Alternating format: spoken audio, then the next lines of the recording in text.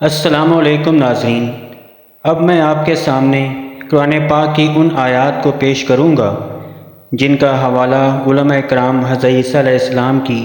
قیامت سے پہلے دوبارہ آمد کے حوالے سے پیش کرتے ہیں اور احادیث میں بیان کیے گئے عقائد کو قرآن سے ثابت کرنے کی کوشش کرتے ہیں۔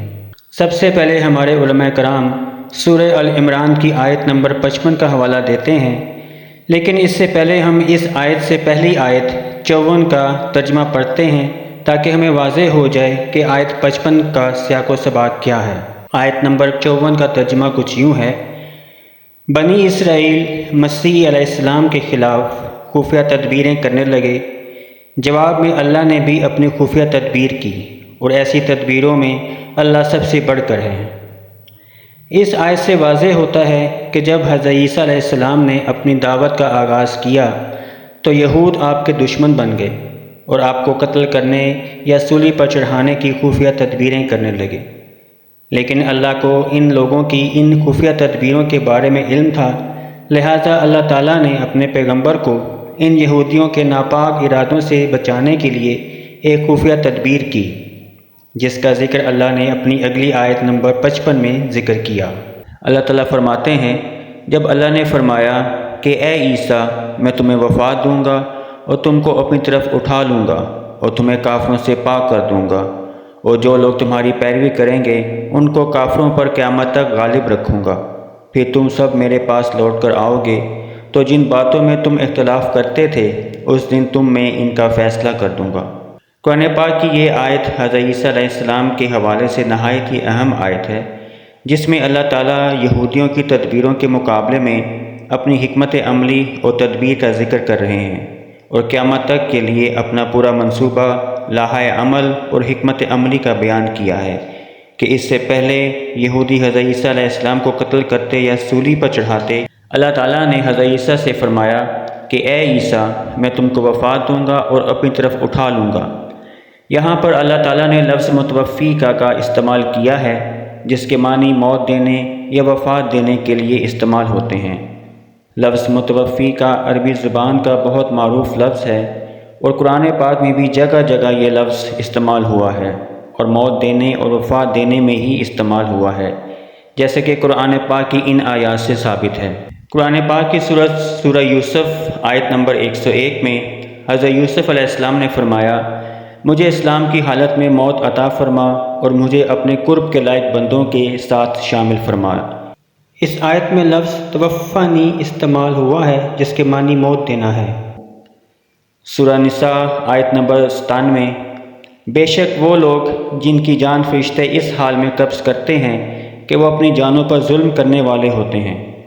اس آیت میں لفظ توفاہم، جس کا مطلب جان قبض کرنا ہے۔ سورہ انعام 61 میں اللہ تعالیٰ فرماتے ہیں، اور وہی اپنے بندوں پر غالب ہے اور وہ تم پر نگہبان بھیجتا ہے، یہاں تک کہ جب تم میں کسی کو موت آتی ہے تو ہمارے فرشتے اس کی روح قبض کرتے ہیں، اور وہ کوئی کوتاہی نہیں کرتے۔ اس آیت میں لفظ توفتہ استعمال ہوا ہے، جس کے معنی روح قبض کرنا ہے۔ سورہ محمد آیت نمبر 27، تو ان کا کیسا حال ہوگا جب فرشتے ان کے منہ اور ان کی پیٹھوں پر ضربیں مارتے ہوئے ان کی روح قبض کریں گے۔ اس آیت میں لفظ توفتہم استعمال ہوا ہے، جس کے معنی روح قبض کرنا ہے۔ سورہ نحل آیت نمبر 28، وہ کہ فرشتے ان کی جان نکالتے ہیں اس حال پر کیا وہ اپنا برا کر رہے تھے۔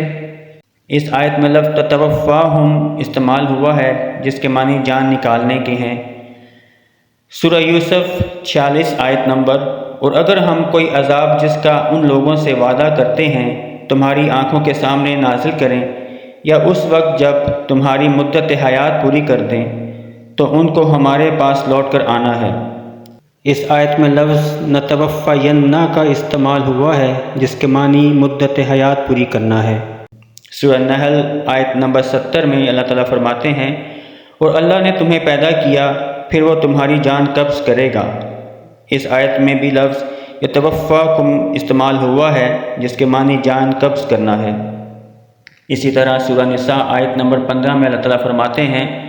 یہاں تک کہ موت ان کی زندگی کو پورا کر دے یا اللہ ان کے لیے کوئی اور راستہ بنا دے۔ اس آیت میں بھی لفظ یتوفاہن استعمال ہوا ہے، جس کے معنی زندگی کو پورا کرنا ہے۔ ناظرین، ان آیات کے علاوہ اور بھی بہت ساری آیات ہیں جن میں متوفی کا لفظ مختلف انداز سے آیا ہے، اور ہر جگہ پر اس کے معنی جان قبض کرنا، موت آنا، روح قبض کرنا، جان نکالنا، مدت حیات پوری ہونا، دنیا میں رہنے کی مدت پوری ہونا وغیرہ کے معنوں میں استعمال ہوا ہے، یعنی اس کے معنی موت دینے یا وفات دینے کے مفہوم میں استعمال ہوتے ہیں۔ لیکن ہمارے علماء کرام متوفی کا مطلب وفات یا موت دینے کے نہیں لیتے، کیونکہ اگر وہ یہ معنی لیں گے تو ان کے ذہنوں میں حضرت عیسیٰ علیہ السلام کے زندہ اٹھا لینے اور دوبارہ نازل ہونے کے تصورات ختم ہو جاتے ہیں۔ لہذا علماء کرام موت کے معنی نیند کے لیتے ہیں، اور قرآن پاک کی ایک آیت کا حوالہ دیتے ہیں جس میں نیند کو بھی ایک طرح کی موت سے تشبیہ دی گئی ہے۔ قرآن پاک کی سورہ زمر آیت نمبر 42 میں اس کا بیان اس طرح آیا ہے۔ اللہ تعالیٰ قرآن پاک میں فرماتے ہیں، اللہ جانوں کو ان کی موت کے وقت قبض کر لیتا ہے، اور ان جانوں کو جنہیں موت نہیں آئی ہے ان کی نیند کی حالت میں پھر ان کو روک لیتا ہے جن پر موت کا حکم صادر ہو چکا ہو، اور دوسری جانوں کو مقررہ مدت تک چھوڑے رکھتا ہے۔ بے شک اس میں ان لوگوں کے لیے نشانیاں ہیں جو غور و فکر کرتے ہیں۔ اس آیت میں اللہ تعالیٰ فرماتے ہیں کہ اللہ تعالیٰ ایک تو موت کے وقت روح قبض کر لیتا ہے، اور دوسرے نیند کی حالت میں جن کی موت کا حکم صادر ہو چکا ہو ان کو روک لیتا ہے، یعنی موت دے دیتا ہے، اور جن کی موت کا حکم صادر نہیں ہوا ہوتا ان کو نیند سے دوبارہ زندہ کر دیتا ہے۔ اسی طرح قرآن پاک میں ایک اور جگہ اللہ تعالیٰ فرماتے ہیں، سورہ انعام آیت نمبر 60 میں اللہ تعالیٰ فرماتے ہیں، اور وہی ہے جو رات کو تمہاری روحیں قبض کر لیتا ہے، اور جو کچھ تم دن میں کماتے ہو اسے جانتا ہے، پھر تمہیں دن کے وقت اٹھاتا ہے تاکہ مقررہ وقت پورا ہو جائے، پھر اسی کی طرف تمہارا لوٹنا ہے، پھر وہ بتا دے گا جو کچھ تم کرتے تھے۔ اس آیت میں بھی موت نیند کے معنوں میں استعمال ہوا ہے کہ اللہ تعالیٰ رات کے وقت تمہاری روحیں قبض کر لیتا ہے، یعنی موت دے دیتا ہے، اور دن کے وقت واپس اٹھاتا ہے۔ ان آیات سے ہمارے علماء کرام استدلال کرتے ہیں کہ متوفی کا مطلب جسمانی طور پر حضرت عیسیٰ علیہ السلام کی موت نہیں ہے، بلکہ اللہ نے ان کو نیند کی حالت میں زندہ آسمانوں پر اٹھا لیا، اور ان کی جسمانی موت ان کی دوبارہ آمد پر ہوگی۔ حضرت عیسیٰ علیہ السلام کے زندہ اٹھائے جانے کے سلسلے میں ہمارے علماء کرام کا یہ استدلال کافی مضبوط ہے، لیکن قرآن کی ان دو آیات کے علاوہ ہمارے علماء کرام رسول اللہ صلی اللہ علیہ وآلہ وسلم کی نسبت سے ایک حدیث سے بھی استدلال پیش کرتے ہیں، جس میں رسول اللہ صلی اللہ علیہ وآلہ وسلم جب سونے کا ارادہ کرتے تو فرماتے کہ میں اللہ کا نام لے کر مرتا ہوں، اور جب بیدار ہوتے تو کہتے اللہ مرنے کے بعد زندگی دیتا ہے۔ پوری حدیث صحیح بخاری کی 6324 اور 6325 میں اس طرح بیان ہوئی ہے۔ حضرت حذیفہ نے بیان کیا، نبی کریم صلی اللہ علیہ وآلہ وسلم جب رات سونے کا ارادہ کرتے تو کہتے تیرے نام کے ساتھ اے اللہ میں مرتا اور تیرے نام سے جیتا ہوں، اور جب بیدار ہوتے تو یہ دعا پڑھتے تمام تعریفیں اس اللہ کے لیے ہیں جس نے ہمیں موت کے بعد زندگی بخشی، اور اسی کی طرف ہم کو لوٹنا ہے۔ اس حدیث میں بھی لفظ موت نیند کے معنی میں استعمال ہوا ہے۔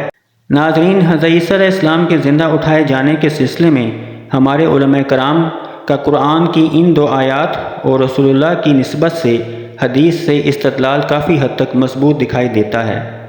کہ موت کا لفظ صرف جسمانی یا طبعی موت ہی نہیں، بلکہ موت کا لفظ نیند کے معنی میں بھی استعمال ہوتا ہے۔ لہٰذا اللہ نے حضرت عیسیٰ علیہ السلام کو نیند کی حالت میں زندہ آسمانوں پر اٹھا لیا، قیامت سے پہلے دوبارہ زندہ نازل ہو کر ان کی جسمانی یا طبعی موت واقع ہوگی۔ دوستو، لیکن ہمارے علماء کرام ایک نہایت ہی اہم نقطے کو اپنا استدلال دیتے ہوئے نظر انداز کر دیتے ہیں، اور وہ اہم نقطہ یہ ہے کہ قرآن کی ان دونوں آیات و حدیث میں اس بات کا قرینہ موجود ہے، یعنی سیاق و سباق موجود ہے جس سے ہم موت کے معنی نیند لے سکتے ہیں۔ اگر ہم ان دونوں آیات اور احادیث کا بغور مطالعہ کریں تو پتہ چلتا ہے کہ سورہ زمر آیت نمبر 42 میں عربی کا لفظ منامہا جس کے معنی نیند کے ہیں کا قرینہ موجود ہے کہ اللہ نیند کی حالت میں موت دیتا ہے۔ اسی طرح سورہ انعام آیت نمبر 60 میں عربی کا لفظ باللیل جس کے معنی رات کے ہیں کا قرینہ موجود ہے کہ اللہ تعالیٰ رات کو تمہاری روح قبض کرتا ہے۔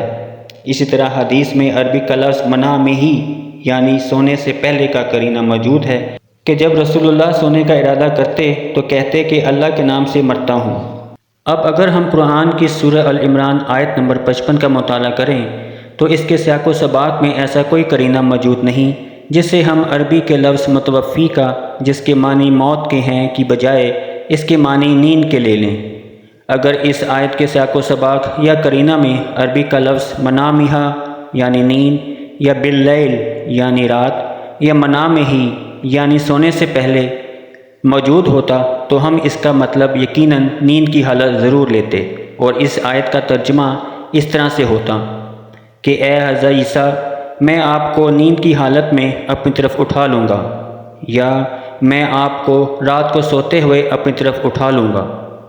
لیکن اس آیت میں ایسا کوئی قرینہ موجود ہی نہیں، لہٰذا اس کے معنی موت دینے کے ہی لیے جا سکتے ہیں۔ اس کو ہم ایک مثال سے سمجھنے کی کوشش کرتے ہیں۔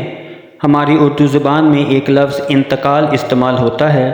جس کے معنی فوت یا وفات ہونا میں بھی استعمال ہوتے ہیں، اور ایک جگہ سے دوسری جگہ منتقل ہونے میں بھی استعمال ہوتے ہیں۔ اگر کوئی شخص یہ کہے میرا دوست رات کو اس دنیا سے انتقال فرما گیا، تو اس جملے میں کسی کو سمجھنے میں پریشانی نہیں ہوگی کہ اس کا دوست فوت ہو گیا یا اس کی وفات ہو گئی ہے۔ لیکن اگر کوئی شخص یہ کہے کہ اس کا دوست رات کو لاہور سے کراچی انتقال کر گیا، اس جملے میں انتقال کرنے کے معنی ہرگز فوت یا وفات کے نہیں لیے جا سکتے، بلکہ ایک جگہ سے دوسری جگہ منتقل یا شفٹ ہونے کے معنی ہی لیے جا سکتے ہیں، کیونکہ اس جملے کے سیاق و سباق میں قرینہ موجود ہے جسے ہم آسانی سے سمجھ سکتے ہیں کہ اس کا دوست لاہور شہر سے کراچی شہر شفٹ ہو گیا ہے یا منتقل ہو گیا ہے۔ لہٰذا ہمیں معلوم ہوا کہ ایک معروف لفظ یا کسی بھی لفظ کے اصل معنی تبدیل کرنے کے لیے ہمیں اپنے جملے کے سیاق و سباق میں ایسا قرینہ پیدا کرنا پڑتا ہے جس سے اس لفظ کے اصل یا عام معنی تبدیل ہو کر کوئی نیا معنی اخذ کر سکے۔ لہٰذا علماء کرام کا یہ استدلال کہ سورہ العمران آیت نمبر 55 میں موت کا مطلب نیند ہے، نہ تو قرآن کی روح سے درست ہے اور نہ ہی عربی زبان اس کو قبول کرتی ہے۔ اب ہم سورہ العمران آیت نمبر 55 میں آگے بڑھتے ہیں، جس میں اللہ تعالیٰ فرماتے ہیں کہ اے عیسیٰ، میں تمہیں وفات دوں گا اور اپنی طرف اٹھا لوں گا۔ ہمارے علماء کرام اٹھا لوں گا کا مطلب ہی زندہ آسمانوں میں اٹھا لیا کے معنی میں لیتے ہیں، حالانکہ لفظ اٹھا لینا بھی بہت معروف لفظ ہے اور ہماری اردو زبان میں بھی عام استعمال ہوتا ہے۔ جب کوئی فوت ہوتا ہے تو ہم کہتے ہیں کہ اللہ نے میرے والد صاحب کو اٹھا لیا، مطلب ان کی وفات ہو گئی، اب وہ اس دنیا میں نہیں رہے۔ یہاں اٹھا لینے کا مطلب زندہ اٹھا لینا ہرگز نہیں بنتا۔ قرآن پاک کی سورہ العمران آیت نمبر 55 میں اللہ تعالیٰ نے قیامت تک کی حکمت عملی اور اپنا منصوبہ بیان کیا ہے کہ تمہارے ماننے والوں کو تمہارے منکرین پر قیامت تک غالب رکھوں گا۔ اللہ تعالیٰ نے اس آیت میں قیامت تک کا منصوبہ اور حکمت عملی بیان کر دی ہے، لیکن اس منصوبے میں حضرت عیسیٰ علیہ السلام کی واپسی کا کوئی ذکر نہیں کیا۔ اگر اللہ تعالیٰ کی قیامت تک کی حکمت عملی میں حضرت عیسیٰ علیہ السلام، امام مہدی اور دجال کا ظہور کا بھی کوئی کردار ہوتا تو یہ بہترین موقع تھا کہ اللہ اپنے اس منصوبے میں اس کا بھی کوئی ذکر فرما دیتے کہ تمہارے ماننے والوں کو تمہارے نہ ماننے والوں پر غالب رکھوں گا اور قیامت سے پہلے آپ کو دوبارہ اس دنیا میں نازل کروں گا تاکہ آپ صلیب کو توڑ دیں اور دجال کو قتل کر کے پوری دنیا میں اسلام کو نافذ کر سکیں۔ لیکن اللہ تعالیٰ کے اس منصوبے میں اس چیز کا کوئی ذکر نہیں ملتا۔ اللہ تعالیٰ نے اس آیت میں ایک اور اہم بات کا ذکر کیا ہے کہ تم سب لوٹ کر میرے پاس آؤ گے اور جن باتوں میں تم اختلاف کرتے ہو اس دن میں اس کا فیصلہ کر دوں گا۔ ہمارے علماء کرام کہتے ہیں کہ اللہ تعالیٰ حضرت عیسیٰ کو دوبارہ اس دنیا میں بھیجیں گے تاکہ وہ قیامت سے پہلے دجال کو قتل کر کے صلیب کو توڑ کر اور تمام کافروں کو مسلمان کر کے ساری دنیا میں عدل و انصاف اور اسلام کو نافذ کر کے حجت تمام کر دیں گے۔ لیکن اللہ تعالیٰ اس آیت میں فرماتے ہیں کہ میں اس سارے معاملے کا فیصلہ قیامت سے پہلے نہیں بلکہ جب سب میرے پاس لوٹ کر واپس آئیں گے اس دن میں اس اختلاف کا فیصلہ کروں گا۔ مطلب جن لوگوں نے حضرت عیسیٰ علیہ السلام کا انکار کیا اور ان کو صلیب دینے کی کوشش کی، وہ یہ سمجھ بیٹھے کہ انہوں نے حضرت عیسیٰ علیہ السلام کو صلیب دے کر قتل کر دیا،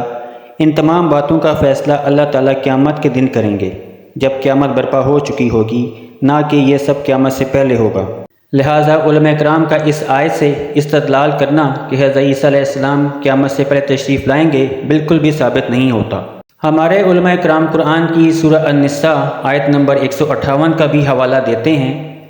بلکہ اللہ نے اسے اپنی طرف اٹھا لیا تھا اور اللہ غالب حکمت والا ہے۔ اس آیت کی تفصیل پہلے ہم سورہ العمران آیت نمبر 55 میں کر چکے ہیں۔ اللہ تعالیٰ نے حضرت عیسیٰ علیہ السلام کو وفات دی اور اپنی طرف اٹھا لیا۔ اپنی طرف اٹھا لیا ہم اردو زبان میں بھی بولتے ہیں۔ جب کوئی فوت ہوتا ہے تو ہم کہتے ہیں کہ اللہ تعالیٰ نے اسے اس دنیا سے اٹھا لیا۔ اس سے مراد زندہ اٹھا لینا ہرگز نہیں ہوتا۔ ہمارے علماء کرام حضرت عیسیٰ علیہ السلام کی موت کو نہیں مانتے، اور جب قرآن میں اللہ تعالیٰ فرماتے ہیں کہ اے عیسیٰ میں تمہیں موت دوں گا، تو علماء کرام یہ استدلال پیش کرتے ہیں کہ اگر ہم اس بات کو قبول کر لیں کہ اللہ نے حضرت عیسیٰ کو موت دے دی ہے، تو اس کا مطلب تو یہ ہوا کہ اللہ تعالیٰ نے تو یہودیوں کا کام آسان کر دیا، کیونکہ یہودی بھی حضرت عیسیٰ کو موت دینا چاہتے تھے، یعنی موت یہودیوں نے نہیں دی تو اللہ تعالیٰ نے ان کو موت دے دی۔ اس طرح تو یہودیوں کا مقصد پورا ہو گیا۔ اس استدلال کا جواب یہ ہے کہ یہودیوں کا تو یقین تھا کہ انہوں نے حضرت عیسیٰ علیہ السلام کو صلیب دے دی ہے، وہ قتل کر دیا ہے۔ ان کو تو اس بات کا علم ہی نہیں ہوا کہ اللہ تعالیٰ نے حضرت عیسیٰ علیہ السلام کو ان کے ناپاک ارادوں سے بچا لیا، اور یہودیوں نے کسی اور شخص کو حضرت عیسیٰ کی جگہ پر صلیب دے دی۔ اللہ تعالیٰ نے یہ راز 500 سال کے بعد قرآن میں ظاہر کیا کہ نہ انہوں نے حضرت عیسیٰ کو صلیب دی اور نہ ہی قتل کیا، بلکہ اللہ نے ان کو شبے میں ڈال دیا، وہ حضرت عیسیٰ علیہ السلام کو اپنی طرف اٹھا لیا۔ اگر یہودیوں کو اس چیز کا علم ہوتا کہ انہوں نے حضرت عیسیٰ علیہ السلام کو صلیب نہیں دیا اور نہ ہی قتل کیا ہے اور کسی اور شخص کو قتل کر دیا گیا ہے، بلکہ حضرت عیسیٰ کو خود اللہ نے موت دے دی ہے، تب یہ بات کہی جا سکتی تھی کہ یہودی اس موقع پر یہ کہتے کہ چلو عیسیٰ ہمارے ہاتھوں قتل نہیں ہوئے تو کیا ہوا، لیکن اللہ نے ہمارا کام آسان کر دیا اور حضرت عیسیٰ کو موت دے دی۔ لیکن ایسا نہیں ہے، کیونکہ یہودیوں کو اس بات کا علم ہی نہیں کہ اللہ نے حضرت عیسیٰ علیہ السلام کو ان کی صلیب سے بچا لیا، اور 500 سالوں سے یہودی یہی سمجھتے رہے کہ انہوں نے حضرت عیسیٰ کو قتل کر دیا ہے۔ لہٰذا علماء کرام کا یہ استدلال بھی بالکل غیر منطقی اور قرآن کی روح کے خلاف ہے۔